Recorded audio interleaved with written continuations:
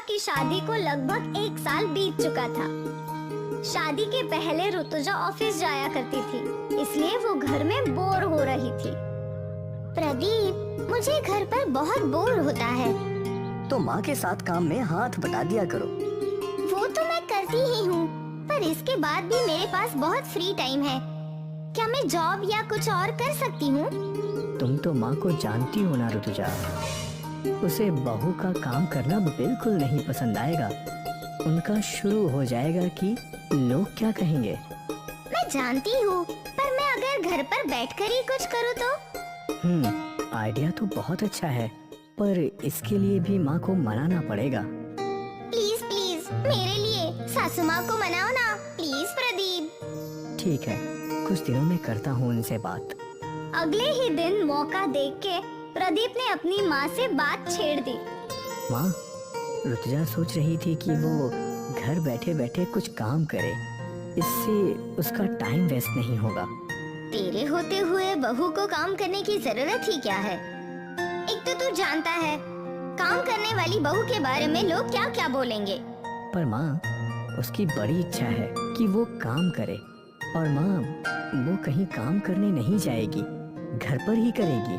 मैंने बहुत औरतों को देखा है, घर में व्यापार डालती है और फिर नुकसान होने पे व्यापार बंद कर देती है। तो बेफिजुल इस झंझट में पड़ना ही क्यों है? माँ, एक बार उसकी बात तो सुन लो। सासू माँ, मैं बस एक बार ट्राई करना चाहती हूँ। अगर मैं फेल हो गई तो मैं वापस कभी कोई काम नहीं शुरू करूँगी। प्लीज सासू माँ, प्लीज प्लीज। ऋतुजा की सास ने कुछ देर सोचा और फिर बोली, ठीक है, लेकिन याद रखना, अगर तू नाकाम हुई तो कभी काम पर जाने की या व्यापार करने का नाम नहीं लेगी। जी सासू माँ। ऋतुजा की सास ने व्यापार करने के लिए हाँ बोल दिया। ऋतुजा इस बात से बहुत खुश थी। ऋतुजा अपने कमरे में सोचने लगी कि वो क्या बिजनेस कर सकती है। अगर मैं साड़ियाँ बेचूं तो तुम्हें दुकान खोलनी होगी। उससे अच्छा तुम ऐसा कुछ सोचो कि जो हम दुकान वालों को बेच सके, होलसेल जैसा। आइडिया तो अच्छा है। ऋतुजा, तुम्हारे खाखरे तो बहुत अच्छे हैं, क्यों ना तुम खाखरे बनाकर बेचो?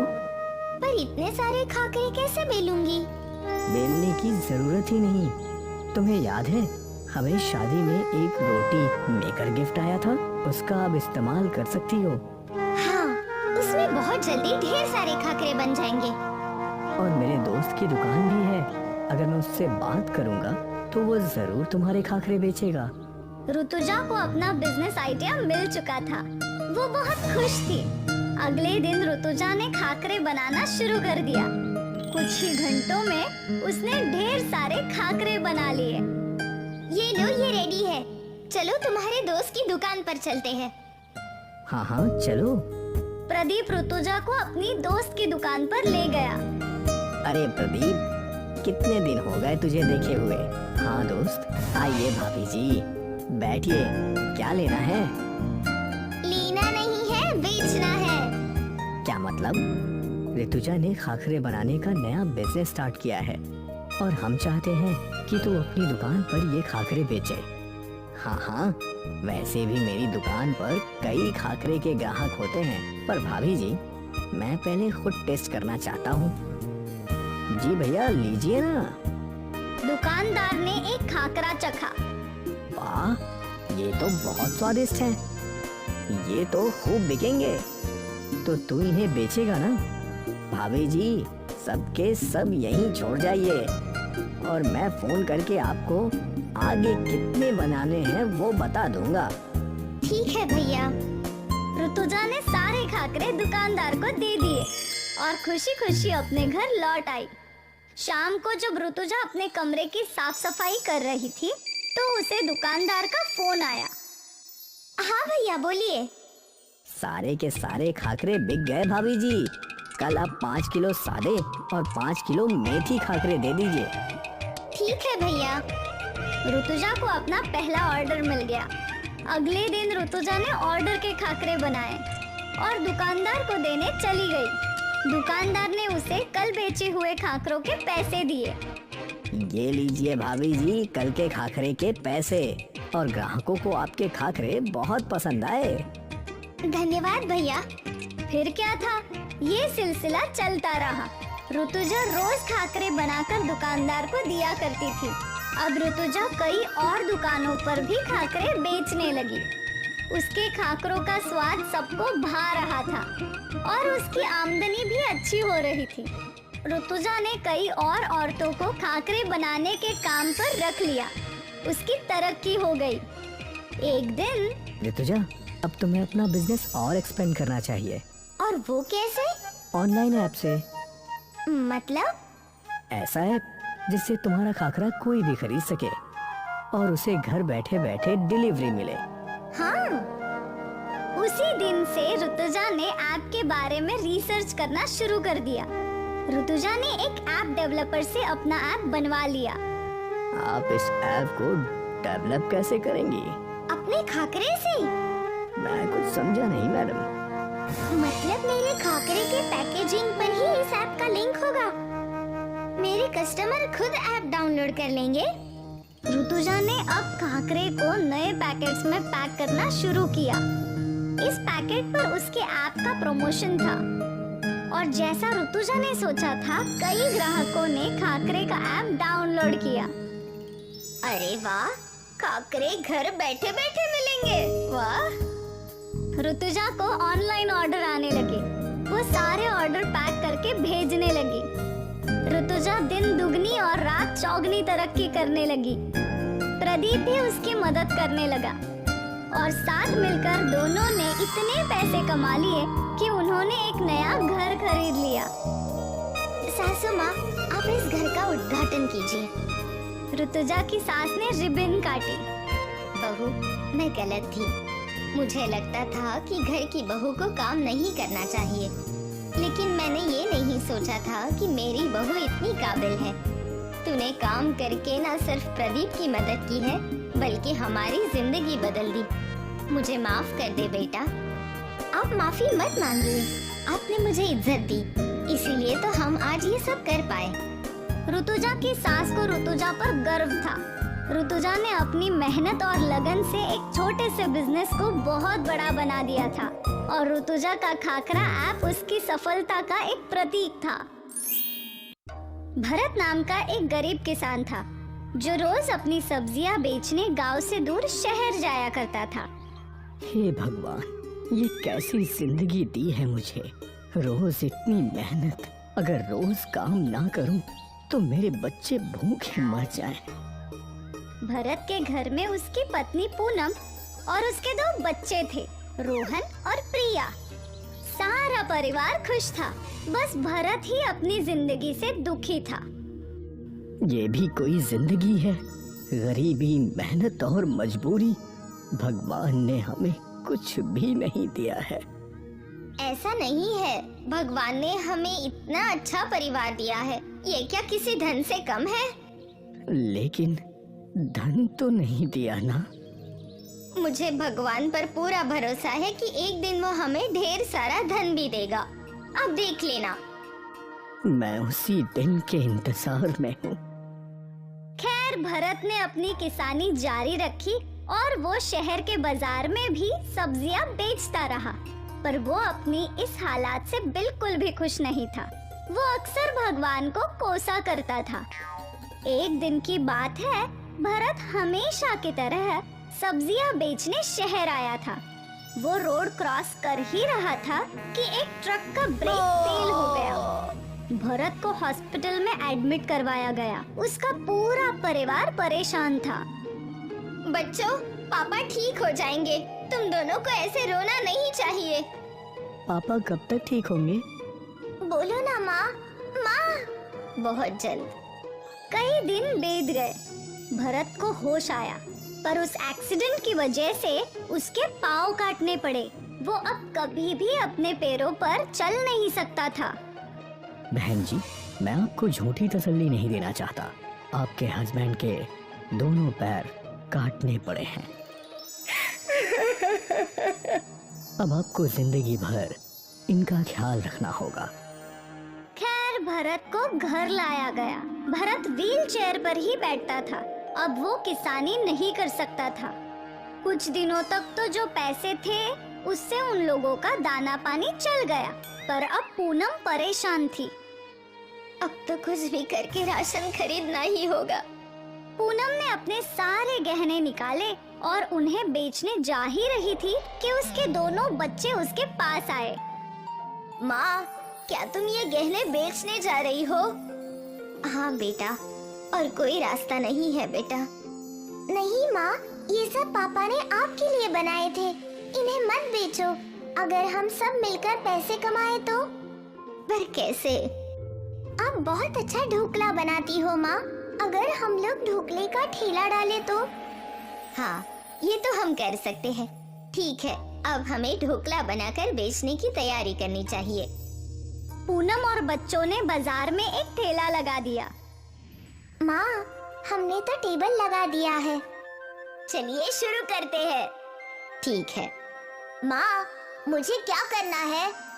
मैं ढोकला बनाकर देती जाऊंगी, तुम ग्राहकों को देना, और प्रिया तुम प्लेट्स को इकट्ठा करके धोना। ठीक है माँ।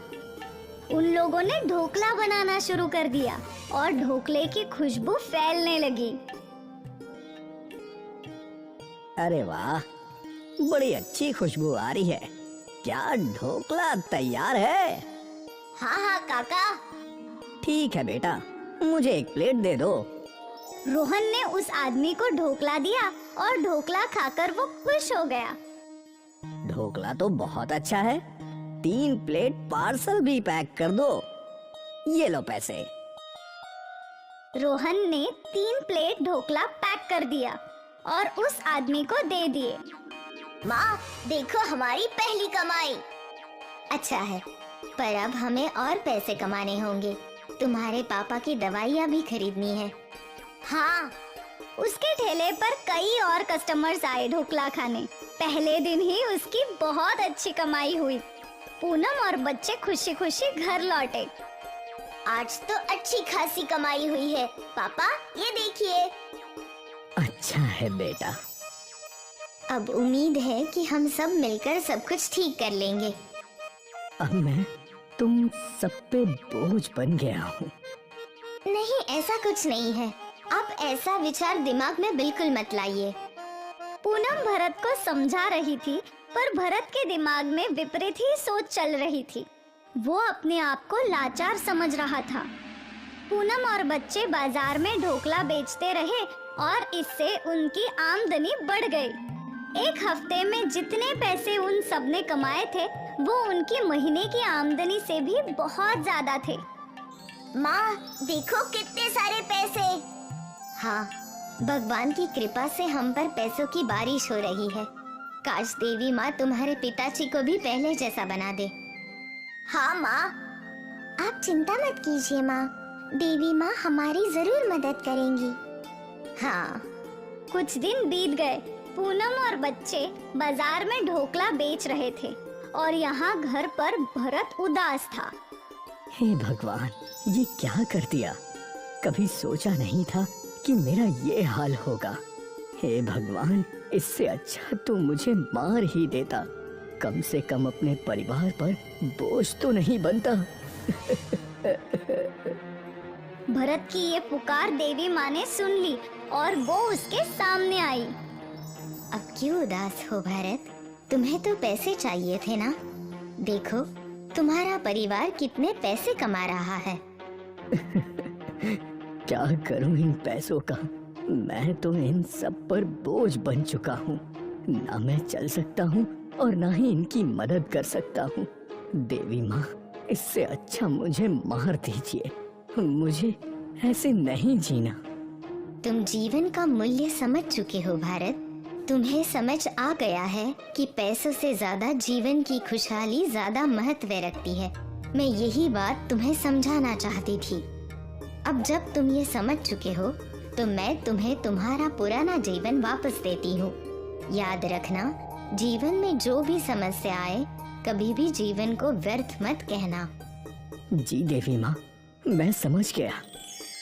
और देवी माँ के चमत्कार से समय उल्टी दिशा में घूम गया। भरत शहर के बाजार में खड़ा था।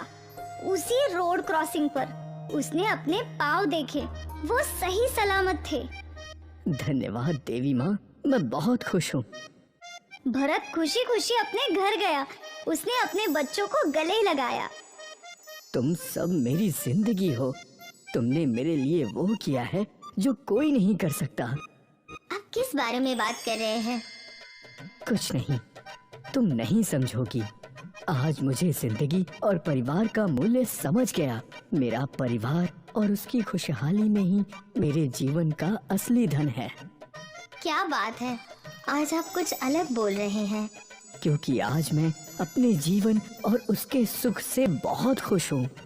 और हमेशा ऐसे ही खुश रहना। पैसों की भागदौड़ में हम जीवन जीना भूल जाते हैं और हमारे जीवन की सच्ची खुशी हमें तभी समझ आती है जब हमारे साथ कुछ बहुत भयानक होता है। हम अक्सर हमारे पास जो नहीं है उसका सोचकर कोसते हैं, पर जो हमारे पास है उसकी खुशी मानना भूल जाते हैं। जीवन में भले ही 100 दुख आए, लेकिन हमें हमेशा खुशी ढूंढनी चाहिए।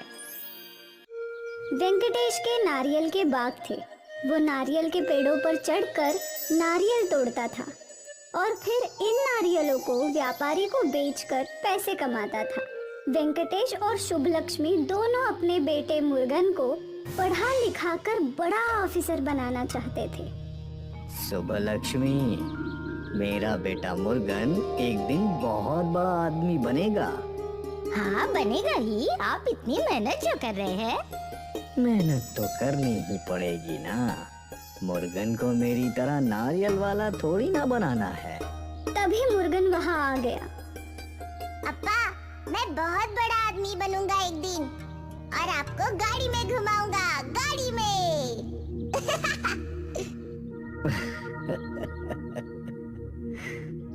वेंकटेश हर मौसम में नारियल के पेड़ पर चढ़कर नारियल तोड़ता था। वो अपने काम में निपुण था। बारिश का मौसम शुरू हो चुका था और लगातार 2 दिनों से बारिश रुक ही नहीं रही थी। भगवान करे ये बारिश जल्द ही रुक जाए। हाँ, लेकिन आज तुम पेड़ पर मत चढ़ना, पेड़ गीले होंगे। अरे मेरी शुभलक्ष्मी, मैं पहले भी गीले पेड़ों पर चढ़ चुका हूँ। वो तो मैं जानती हूँ, पर सावधानी बरतना बहुत जरूरी है ना। अरे तुम मेरी फिक्र मत करो, मैं बड़ी ही सावधानी से पेड़ पर चढ़ूंगा। ठीक है। कुछ घंटों में बारिश रुक गई और धीरे धीरे पेड़ सूखने लगे। वेंकटेश घर से निकल रहा था नारियल तोड़ने के लिए। अप्पा, मैं भी आज आपके साथ आऊंगा। मुझे भी पेड़ पर चढ़ना सीखना है।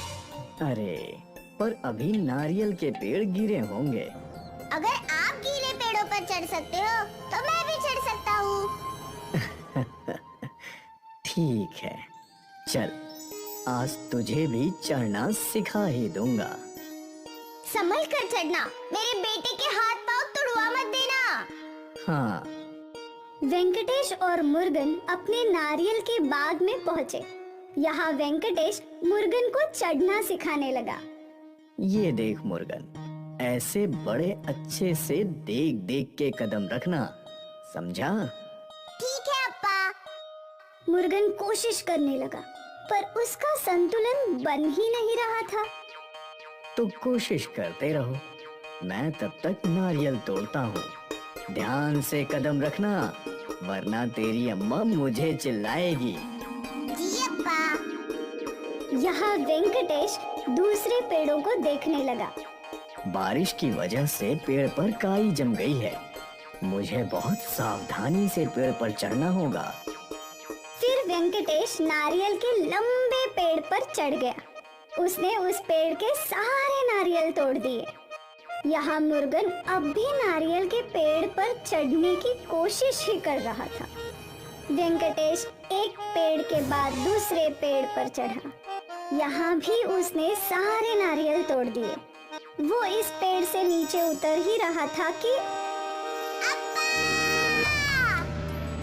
मुर्गन की आवाज सुनकर वेंकटेश का संतुलन बिगड़ गया और काई के फिसलन की वजह से वो पेड़ से नीचे गिर गया।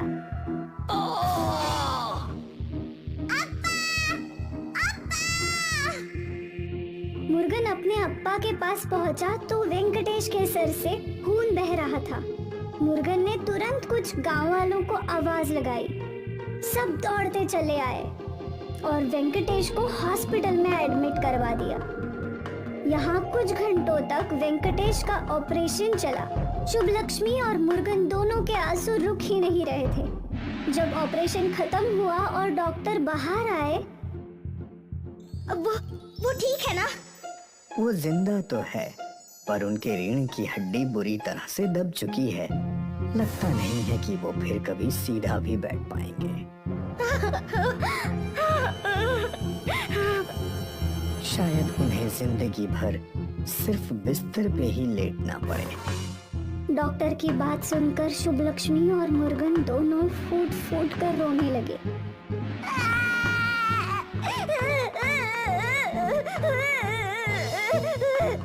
अब हमारा क्या होगा?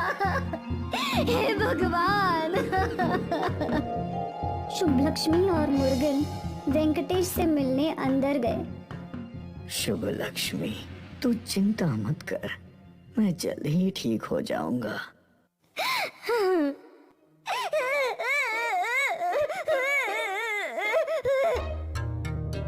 मुर्गन रोते हुए बाहर चला गया। इसे क्या हुआ? क्या बात है शुभ लक्ष्मी? डॉक्टर ने बोला कि आप कभी बैठ नहीं पाओगे। आपकी रीढ़ की हड्डी बुरी तरह से दब गई है। क्या? अब वेंकटेश भी डर गया। 1 महीने बाद वेंकटेश को घर लाया गया। अब घर कैसे चलेगा? मैं उठ ही नहीं सकता हूँ। पेड़ पर चढ़कर नारियल कैसे तोड़ूंगा? आप चिंता मत कीजिए, मैं कुछ ना कुछ कर लूंगी। तुम अकेली कैसे घर चलाओगी? कुछ ना कुछ हो जाएगा, भगवान हमारी मदद करेंगे। और बस तभी दरवाजे पर खटखट हुई। वेंकटेश का दोस्त स्वामी उसे देखने आया था। भाई, आज ही गांव लौटा हूँ। तुम्हारे बारे में सुनकर बहुत बुरा लगा। मैं कोई मदद कर सकता हूँ तो जरूर बताना। अन्ना, क्या आप मेरे लिए कोई काम ढूंढ सकते हैं? काम ढूंढ नहीं सकता, पर बता सकता हूँ। क्या मतलब? अक्का, आपकी नारियल की बर्फी पूरे गांव में फेमस है। आप नारियल की बर्फी बनाकर बेचें तो अच्छे पैसे जरूर कमाएंगी। क्या मेरी नारियल बर्फी लोग खरीदेंगे? बिल्कुल, आप कोशिश तो कर सकती हैं ना? हाँ, कोशिश करने में हर्जी क्या है? शुभ लक्ष्मी को पैसे कमाने का एक रास्ता मिल गया। अगली सुबह शुभ लक्ष्मी ने नारियल को बर्फी बनाई और गांव के बाजार में ठेला लगाकर बैठ गई। कई गांव वाले शुभ लक्ष्मी को देख रहे थे, पर किसी ने उसकी बर्फी नहीं खरीदी। तभी वहाँ स्वामी पहुँचा। अक्का, मुझे आधा किलो नारियल की बर्फी दे दो।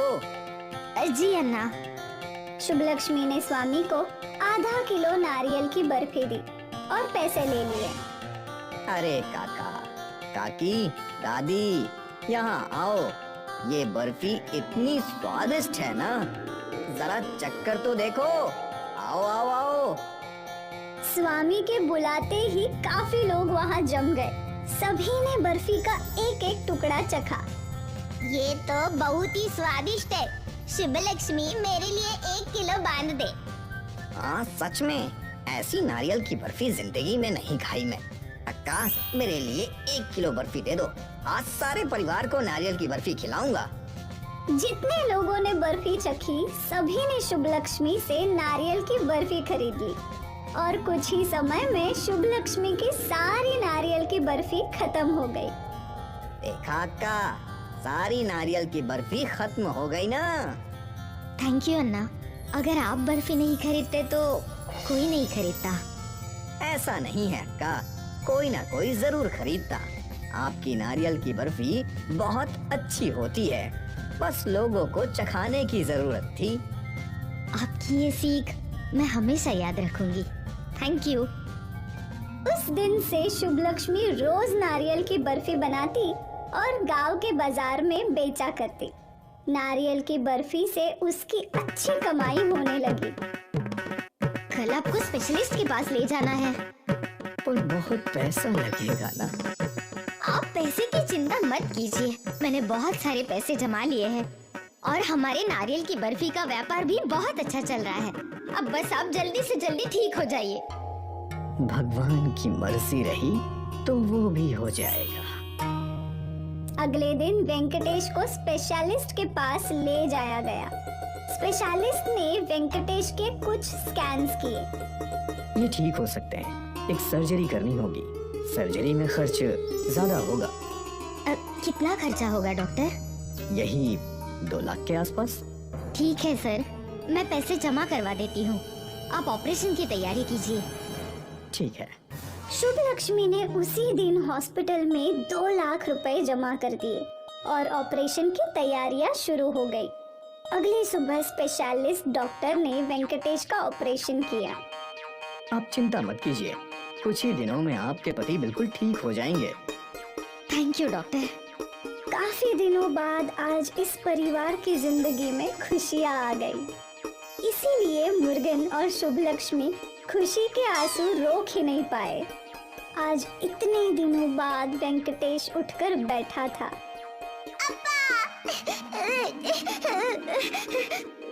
अरे मुर्गन, अब क्यों रो रहा है? अब तो सब कुछ ठीक हो गया है।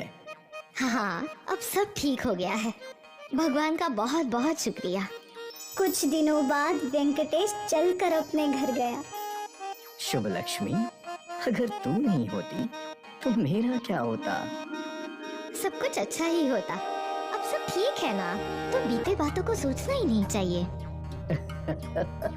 आप आराम कीजिए। मुर्गन, अप्पा का ख्याल रखना। मैं नारियल बर्फी बेच कर आती हूँ। आज भी बेचने जाओगी? इस नारियल बर्फी की वजह से ही सब कुछ ठीक हुआ है।